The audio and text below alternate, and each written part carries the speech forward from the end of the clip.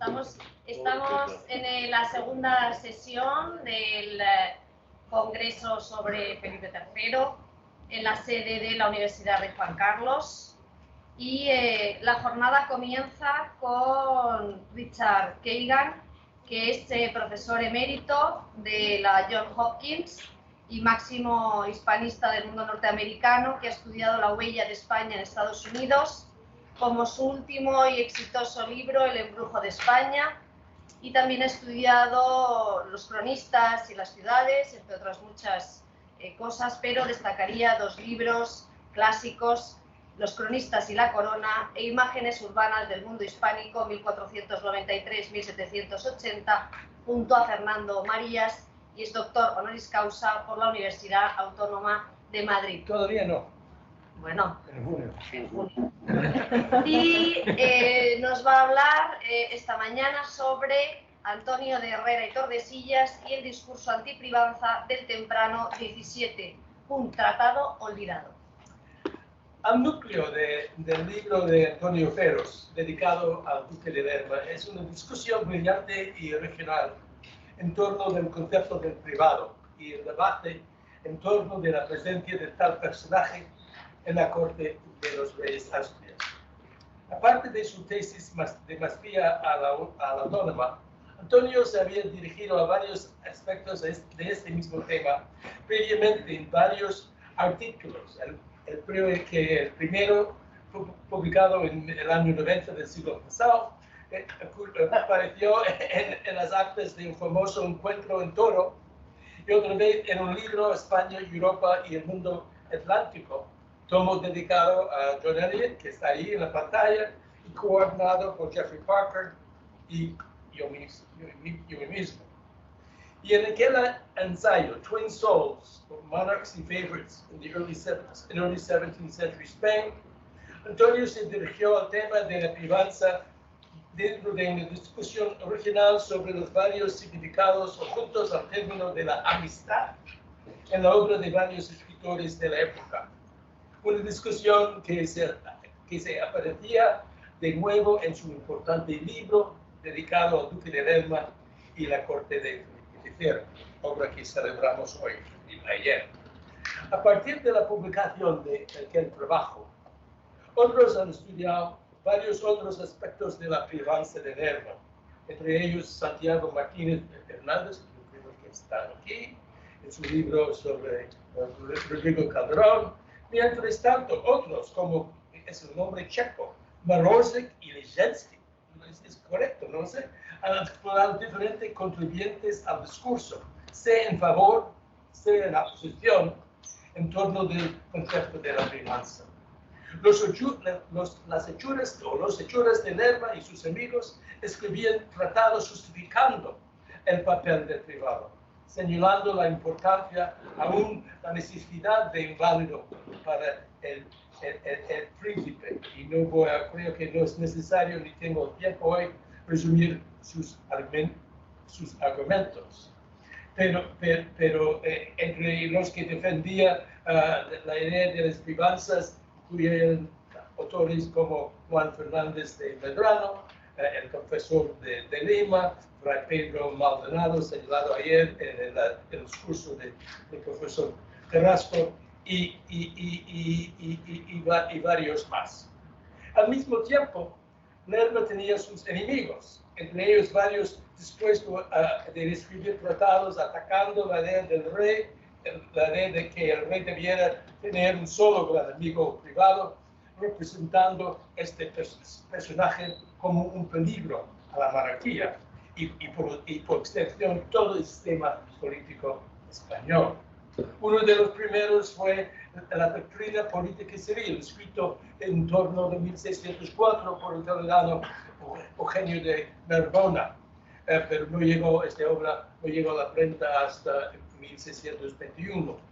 Y hay también el laberinto de la corte, del clérigo italiano, este hombre es menos conocido, Giulio Antonio Brancalasso, impresos en Nápoles en el año 1609. Y quizás el más famoso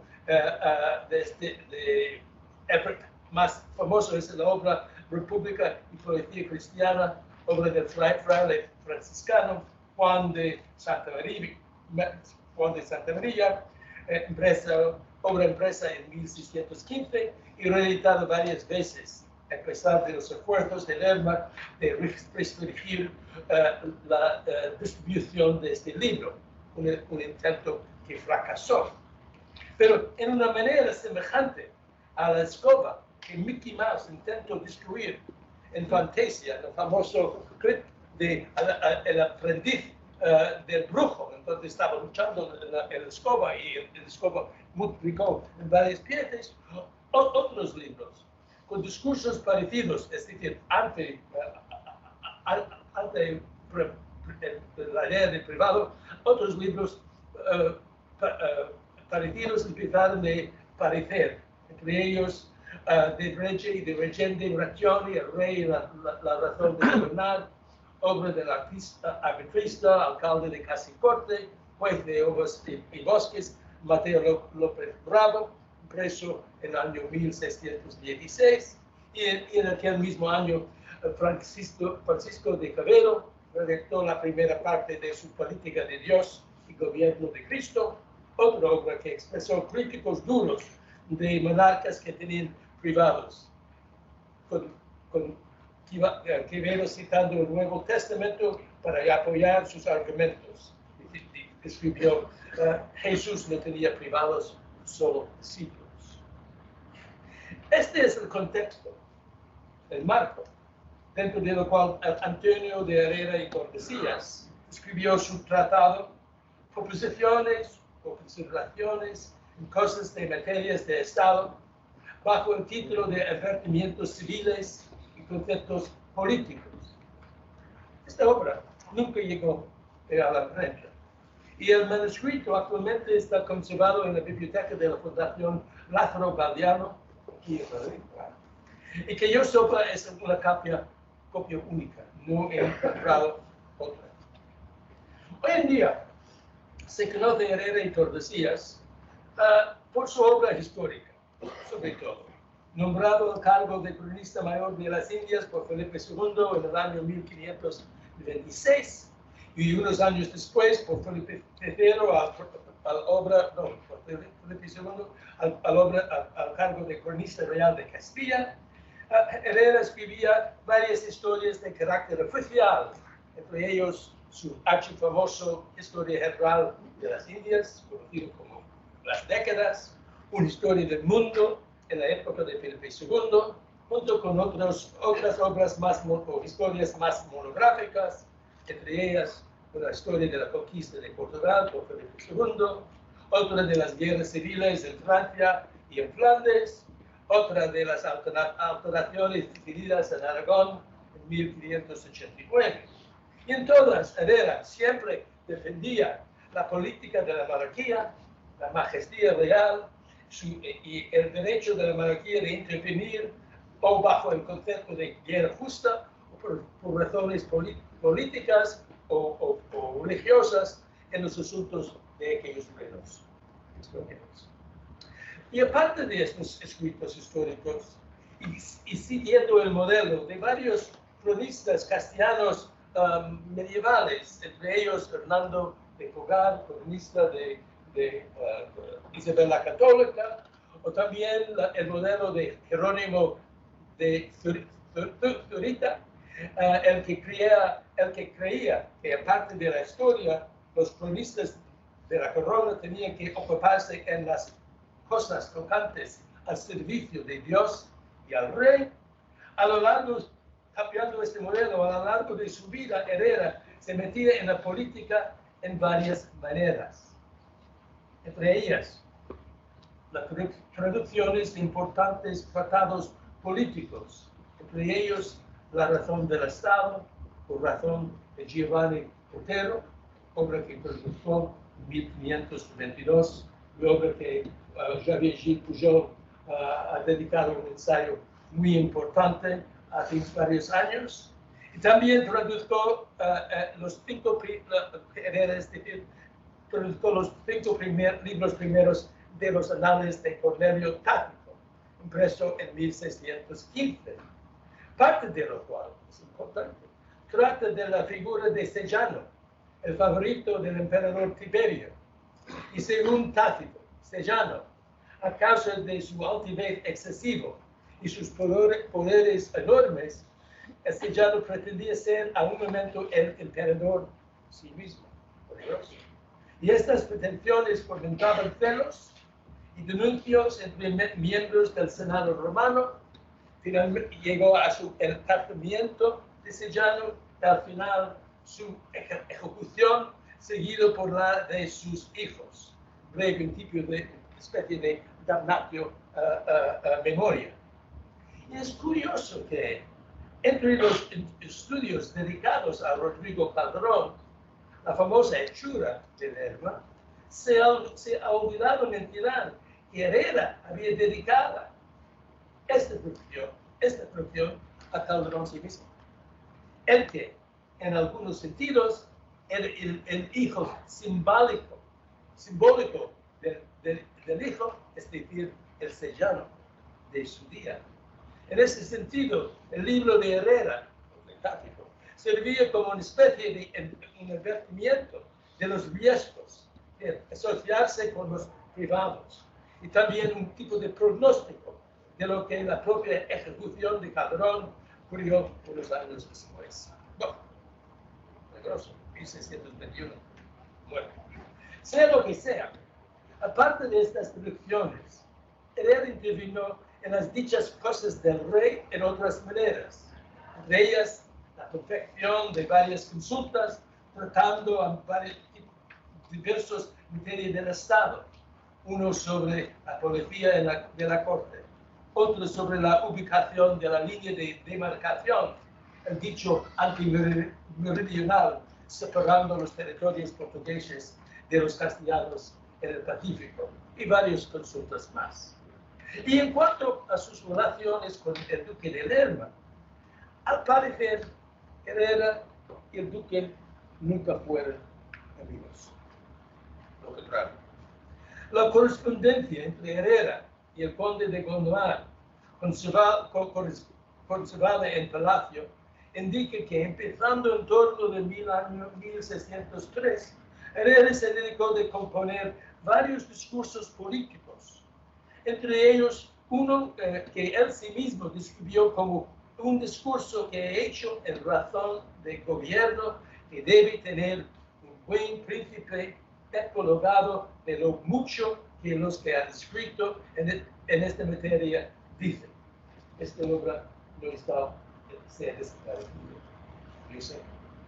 Y en esta misma correspondencia con Gondomar, Herrera hacía referencia a varios discursos en honra y gloria de este corona. Discursos que él había escrito con el propósito de, repito, mostrar no solo las razones de Estado, sino el buen príncipe ayudado de Dios con las bases de la religión y de la justicia son las que conservan las monarquías. Según Herrera, estos discursos ofrecían consejos inspirados por la verdadera razón de Estado, es decir, consejos que intentaban reconciliar el arte de gobernar con los preceptos básicos de la religión católica como la caridad, la honestidad y la virtud. El texto de este discurso ha desaparecido, pero según el propio Herrera, su fin era demostrar que, a pesar de las desgracias sufridas últimamente por la monarquía, desgracias que quedaban sin definir, Dios y sus méritos ha hecho grandes mercedes a este corona. Entonces estaban tratando de, a pesar de Lerma, hay unas cosas buenas que han ocurrido. Sabemos algo más de la actitud de Herrera hacia el válido a partir del año 7, año en que Felipe III, actuándose en la recomendación tanto del yerno de Lerma, el conde de Lemos, como Lerma a sí mismo, nombró al humanista Pedro de Valencia a dos cargos nuevos para nuestro cronista, el cronista general de las Indias y el cronista general de los reinos de Castilla, cada uno de esos cargos por un sueldo el doble de los cargos de cronista ya ocupados por Herrera.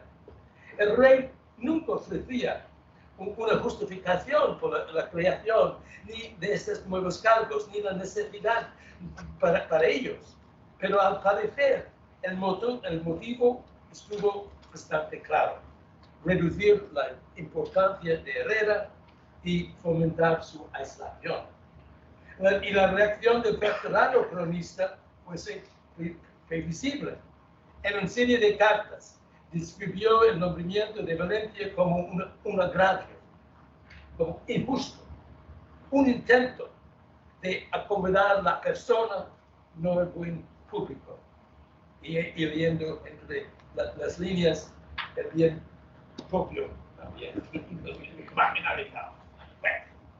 No todavía Herrera en convertirse en un enemigo capital de Lerma y su cuadrilla, aliándose con otros críticos del Válido, entre ellos Francisco de Mendoza, el almirante de Aragón, un grande importante.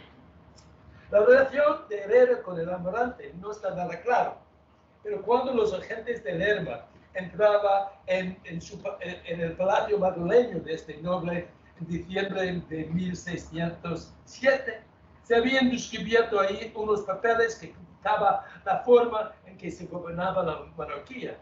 Entre ellos varios escritos de Herrera que se dicen palabras y cosas de desacato y de servicio de su majestad y contra personas graves. No sabemos el contenido de estos escritos, pero uno, inspirado por el Antiguo Testamento, contenía lo que Herrera llamó una lista de las plagas padecidas de este reino en estos 10 años. Plagas, pandemias. Entre ellos figuró, por supuesto, el peste que había desolado la península entre los años 1596 y 1601, junto con la hambre que aquella pandemia llevó en su séquito. Pero otras plagas referían a una serie de acontecimientos de carácter político que Herrera atribuyó al Válido. Entre ellos, la jornada que su majestad realizó a Valencia de casar. Refería aquí al viaje realizado por Felipe III antes de su boda con Margarita de Austria. También refirió otra plaga, la mudanza de la corte a Valladolid, lo siento. Y el crecimiento, y también refirió otra plaga, el crecimiento en la moneda de Bellón, pues, dando eco a las críticas de Mariana. No tenemos disponible los otros 5 plagas que quedan, pero podemos imaginar que estas también ofrecían críticas tanto de la persona como de la política del privado. Entre ellos, una especie de chisme, en que Herrera reportó que Lerma, después de tomar la Sagrada Comunión, se fue enseguida a una casa de un amigo a donde se dedicaba al juego hasta las 3 de la madrugada. No sé si es verdad o no. Si no, es imposible, es muy difícil explicar por Herrera. Junto con el almirante estuvo detenido en el mes de mayo de 1608 bajo el cargo de haber ofendido al duque. Y en una carta Herrera admitió que, a fin de protegerse y destruir cualquier evidencia que podía culparse, él había sí mismo quemado todos sus papeles. Un acto que hace mucho de explicar la razón por qué falta estos discursos y la lista de los plagas que no tenemos para protegerse. También explicó este acto porque el cronista podía escapar de este incidente con la vida. De otro modo, el año siguiente, el año 9, los magistrados encargados con el pleito del almirante sentenciaron a Herrera a un exilio de la corte por unos 5 años. Y se fue a Guadalajara, a donde, aparte de escribir la historia, terminó ahí el último parte de su historia de las Indias. Herrera continuaba de escribir una serie de discursos y tratados, obras en las que abordaba una gama amplia de temas, algunos de carácter historiográfico, otros pertenecientes al espejo del género de espejo de príncipes, y había varios más, políticos, militares, etcétera. Algunos de esos discursos y tratados fueron editados a principios del siglo XIX, aunque por razones que quedan sin estudiar y bajo criterios de selección no muy claros. Lo que es cierto es que el que hacía esta selección, no voy a mencionar más, este vasco que lo hizo, no está claro porque las razones que publicó la obra, ni los criterios de selección de cuáles discursos fueron impresos o no, pero todos vinieron de un manuscrito conservado actualmente en la Biblioteca Nacional. Y Tagotoa, que es el vasco editor, olvidó del librillo manuscrito actualmente en latino-italiano, pero guardado en aquella época en el convento de Carmelitas Descalzas de Madrid, procedente de un legado de la viuda de Herrera. Y este librillo, proposiciones y consideraciones, es decir, cosas de materias de Estado, no lleva fecha. Pero parece que Herrera empezó a redactarlo en el curso de su exilio. Recibió o quizás al final, es que no está muy claro, quizás 1516, 17, hasta el año más o menos 19, cuando finalmente recibió un perdón del rey y estuvo aquí en Madrid. Ha vuelto a Madrid. Consiste este librillo de centenares de lo que Herrera describe como reglas, preceptos y sentencias muy provechosas para los que tienen mano en los gobiernos de estados, de provincias y ciudades, cada uno de los cuales está sembrado de ejemplos sacados de varios escritores y historiadores antiguos, junto con otros tomados de asuntos y personajes coetáneos. También ofrece aforismos y sentencias dedicados a multitud de temas. Es un tipo de pequeño espejo de príncipes. Habla de la importancia de la constancia, de la fe y la palabra por los monarcas, la importancia de amistad, la importancia de la conservación de estados, la educación de los hijos, la conveniencia de oír mucho y hablar poco, algo que no. El empleo de la disimulación, hablo también de los niveles, de la discordia y los motines, el castigo y el premio, los riesgos para un príncipe de la adoración y de la incontinencia, la importancia de la cortesía y la humildad, la provisión y la venta de oficios. En síntesis, temas que fueron casi tópicos en la literatura política de la época. Y al mismo tiempo se percibe en el librillo de Herrera un eco de los ensayos de Montaigne en la regla dedicada a coches y literas, y en otra en que Herrera utilizaba tanto para discutir el tema del lujo excesivo como para discutir si fuera mejor para el príncipe andar oculto en un coche o hacerlo públicamente a caballo. Su recomendación, andar a caballo.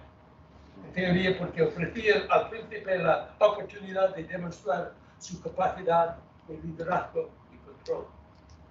Pero si hay algo que distingue esta colección de preceptos, es la preocupación de Herrera por el tema de la privanza, algo que él consideraba ajeno al buen gobierno y por consiguiente al bien común. Aparece este tema ya en la primera línea del prólogo de la obra, donde Herrera escribe sobre la necesidad de un gobierno de una sola cabeza y la necesidad por parte de los príncipes de tener muchos consejos en vez de solo uno. tomando como ejemplo de esta práctica la figura de Felipe II. Herrera vuelve rápidamente al tema de la privanza a lo largo del tratado, haciendo hincapié de los grandes daños que los privados suelen causar. Todavía resulta más sorprendente que Herrera no se mordiera la lengua y los nombres, sobre todo el de su antiguo némesis, el duque de Lerma a sí mismo, personaje a quien atribuye casi todos los daños y dificultades que había sufrido la monarquía durante el reinado de Felipe III. Así, en una sentencia dedicada a la importancia para los príncipes, la necesidad para los príncipes de evitar gastos excesivos, Herrera observaba que en el gobierno de Felipe se han gastado en 20 años, de la monarquía, se han gastado en 20 años 150 millones, y no por culpa de su majestad. Otros preceptos ofrecen consejos respecto a la privanza, siguiendo el modelo de Juan de Santa María, pero con más exactitud. Bajo el título de conservación de Estado, Herrera escribe: el príncipe no se debe hacer tan familiar con nadie que se le pierda el respeto. El duque de Lerma dio en esto gran ejemplo, porque está tan ordinario con Dan Felipe siempre. Aparecen otros comentarios negativos respecto a las maldades de los privados dentro de otro proceso dedicado a la tiranía, a donde Herrera hizo caso de un cierto Sinan, no el famoso arquitecto otomano, sino el guerrero griego del Iliad de Homero, a donde este griego Sinan es el que aconsejó a los troyanos que sus compatriotas habían abandonado el asedio de la ciudad y han dejado el país.